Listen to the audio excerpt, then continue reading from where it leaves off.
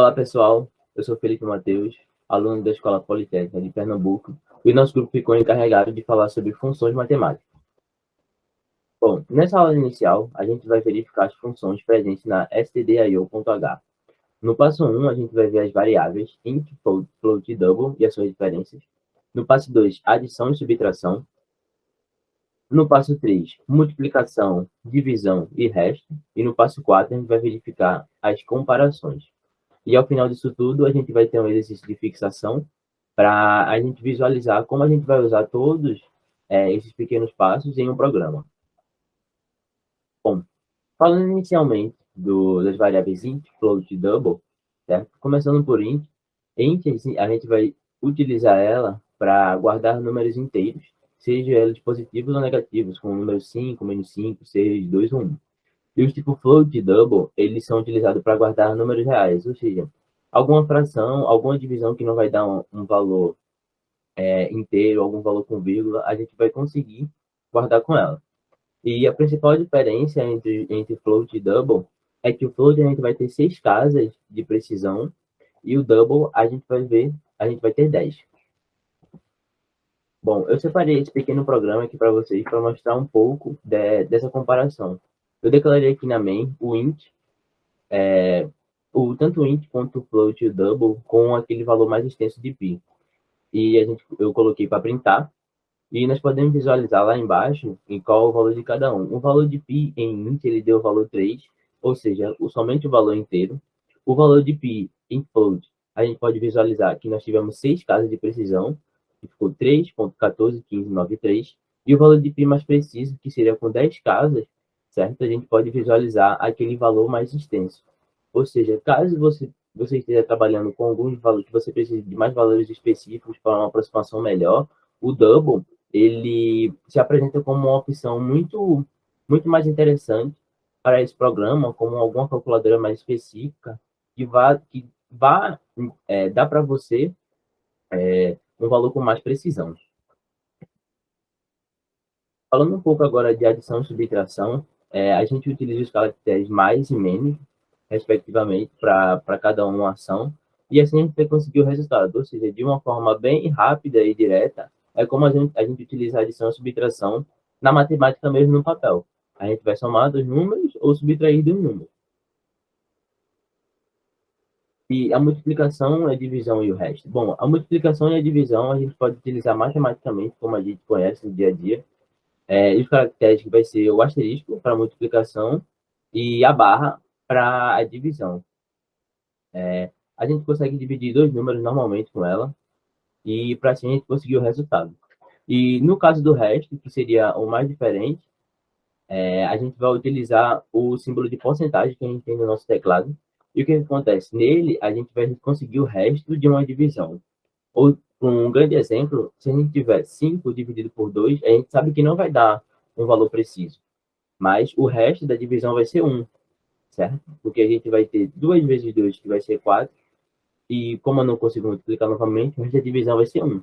Ou seja, seguindo essa lógica, a gente consegue utilizar essa porcentagem do resto para várias coisas interessantes, como algum programa para achar algum número específico, como número par ou número primo. Bom, pessoal, dando continuidade aqui na explicação do assunto, o próximo tópico é de comparação, os sinais de comparação, onde temos o menor que, o maior que, o sinal de igual simples e o sinal de igual duplicado.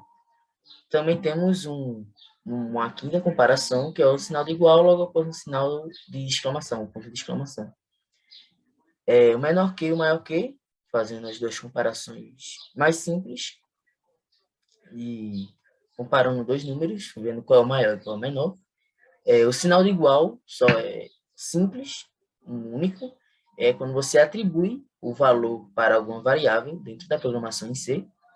O sinal de igual duplicado é quando você faz a pergunta ao usuário, ao programa, no caso, se os dois números comparados são iguais. Então, não é utilizado somente um sinal de igual, é utilizado os dois. E o sinal de igual, logo após um ponto de exclamação, é o sinal perguntando se os dois números comparados ou as duas variáveis comparadas são diferentes entre si. Um pequeno exemplo da primeira comparação, que é o sinal de igual duplicado e o sinal de igual logo após o ponto de exclamação. No nosso programinha, bem simples, primeiro perguntando ao usuário quanto é 1 mais 1, e ele vai ler o resultado. Logo após ler o resultado, vamos ter dois ifs. Se a variável armazenada do resultado for igual a 2, utilizando dois sinais de igual, e se o resultado for diferente de 2. Poderia ser utilizado somente um else, aqui, tá certo? Um if, comparando se o resultado é igual a 2, e um else, para caso ele não seja igual a 2. Sim, mas como aqui o objetivo é tratar as comparações, então foi utilizado aqui dois ifs, perguntando se o resultado é igual a 2 e se o resultado é diferente de 2. Poderia ser da mesma forma se o primeiro if fosse um resultado diferente de 2 e tivesse um else logo após. Então, independente da ordem, o programa funcionaria da mesma forma. A segunda comparação é o de maior que e o menor que. O programa é um pouquinho mais comprido, só que simples da mesma forma, tá bom? Declarando primeiramente as três variáveis, resultado, altura A e altura B, perguntando quanto é a altura da primeira pessoa e quanto é a altura da segunda, e aí começam as comparações, né? Se a altura da pessoa A é maior que a altura da pessoa B, se a altura da pessoa A é menor, ou se a altura dos dois são iguais. Isso utilizando as três comparações que estamos tratando nessa aula, né? Lembrando que poderia ser utilizado um else nesse if para fazer a diferença de situações. Poderia, mas como nosso foco não é a tratar com if e com else, e sim as comparações em si, então prezamos por colocar a diferença entre maior que, menor que e o de igual. Vamos agora para um exercício de fixação bem simples, tá certo? Que de primeira é incluir a biblioteca que estamos usando nos programas que você vai utilizar para ficar com essa prática, essa boa prática de programação. Se vocês prestarem atenção, não estava sendo utilizada nos programas em que eu acabei de explicar. Justamente para vocês terem essa noção e perceberem logo de cara que precisa ser incluído, precisa ter a inclusão da biblioteca, tá certo, para funcionar. Então, o segundo ponto é fazer com que o programa leia dois números e realize as 4 operações entre eles. Então, vai ser utilizado variáveis para ler dois números que o usuário escolher e vai fazer as 4 operações. A de soma, de subtração, multiplicação e divisão. Bem simples. Isso tudo imprimindo o resultado para o usuário. Logo após utilizar o programa para ler mais dois números, você só vai complementando o programa, tá certo? Isso daqui tudo é um programa só, você não vai fazer programas diferentes.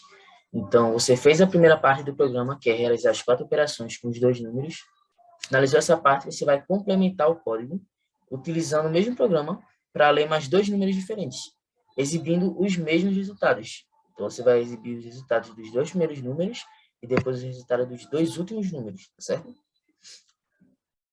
Isso tudo com os números que o usuário escolher. E, por último, vai comparar os resultados dos primeiros números que foram recolhidos e dos dois últimos. Como seriam isso? Quando o usuário colocar no código os dois primeiros números, ele vai fazer a comparação de adição, por exemplo.